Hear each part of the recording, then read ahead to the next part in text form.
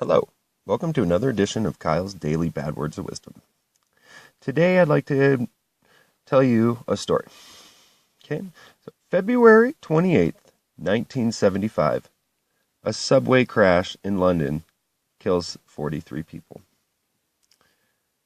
On this day, in 1975, a subway crashes in London, killing 43 people. The driver of the train apparently made no effort to brake the train heading toward the dead end. The reason for this inaction still remains a mystery. The southbound Northern City train was making its usual run into the Moorgate tube station before 8 a.m. It had left Dayton Park a few minutes earlier, carrying commuters heading towards their jobs in London. Though the line ended at the Moorgate station, the train did not slow as it passed the platform. Instead, witnesses said that it appeared to be accelerating past the end of the platform. The rails headed towards an overrun tunnel, which was followed by a sand pit and a water buffer. The train headed straight through the tunnel, the pit, the buffer, and directly into a brick wall. Rescue efforts were extremely difficult, as the most extremely injured passengers were riding in the front two most inaccessible cars.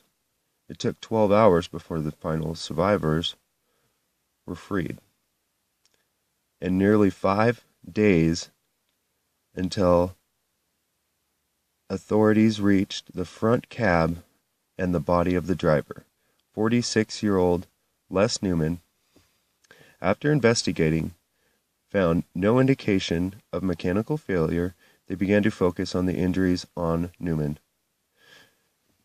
The delay in reaching Newman's body made it nearly impossible to assess whether or not he had been using alcohol before the final driving of the train, but there was no sign of drug use. Newman was found with the device for braking in his hand, but he seems to have made no attempts to use it, leading to some speculation that the crash was suicide.